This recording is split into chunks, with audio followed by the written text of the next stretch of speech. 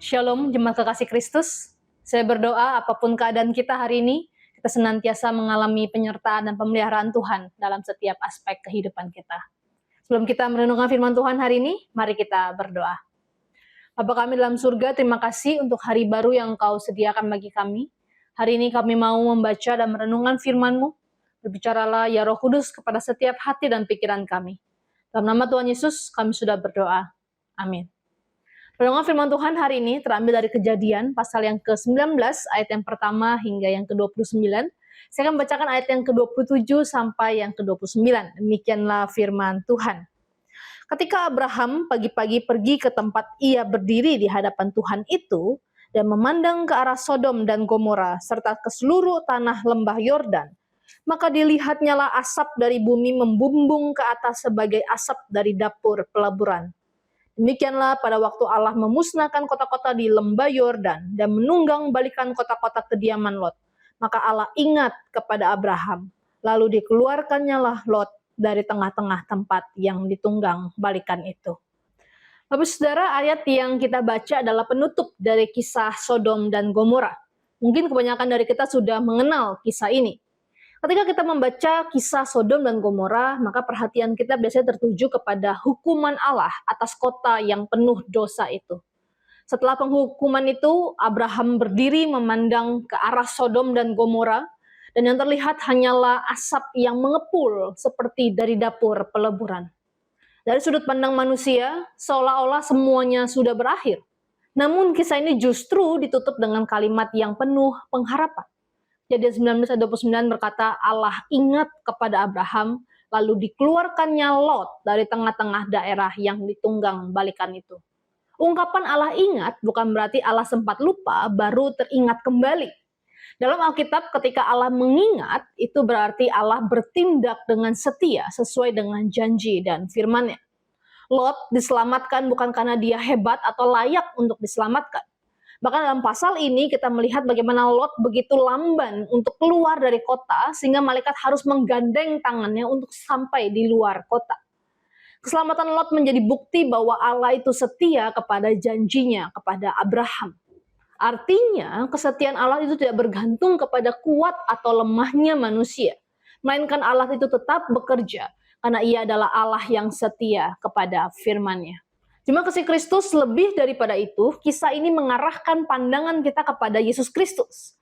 Lot diselamatkan karena Allah mengingat Abraham, seorang yang menjadi perantara bagi keluarga Lot. Demikian pula ketika kita diselamatkan itu juga bukan karena kebaikan atau kelayakan kita, tapi karena Allah telah mengaruniakan Yesus Kristus, pengantara yang sempurna bagi setiap kita. Roma 5 ayat yang ke-8 berkata, akan tetapi Allah menunjukkan kasih-Nya kepada kita oleh karena Kristus telah mati untuk kita ketika kita masih berdosa. Sama seperti Lot yang tidak dapat menyelamatkan dirinya sendiri, maka kita pun sesungguhnya juga tidak dapat menyelamatkan diri kita sendiri dari hukuman dosa. Tetapi Kristus datang menggantikan kita, dan di dalam Dia kita menerima pengampunan dan keselamatan sebagai anugerah. Lalu apa artinya bagi kita hari ini, Bapak Saudara? Yang pertama, percayalah kepada kesetiaan Allah dalam setiap aspek kehidupan kita. Mungkin hari ini kita sedang sehat atau sakit, berkecukupan atau berkekurangan, sedang bersuka cita atau bergumul.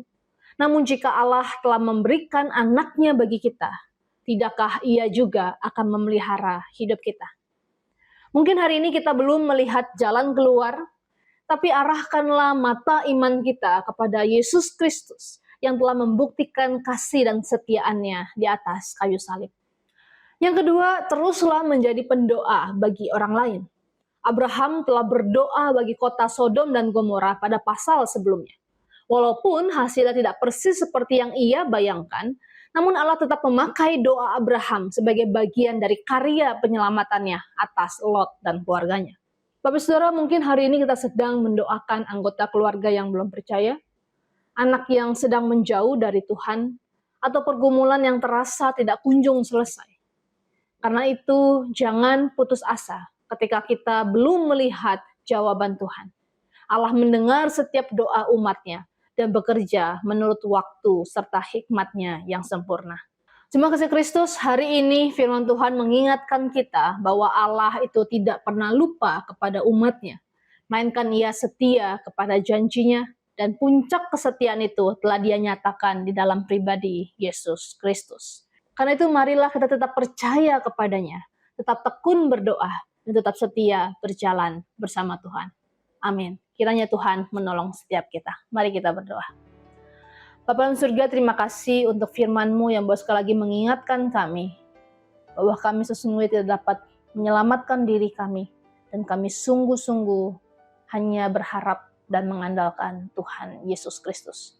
Tolong kami Tuhan dalam menjalani hari-hari ini, hari-hari yang sulit, hari-hari yang penuh tantangan, supaya sungguh kami boleh mengarahkan mata iman kami kepada Yesus Kristus yang begitu mengasihi dan akan menolong setiap kami. Dalam nama Tuhan Yesus, kami sudah berdoa. Amin.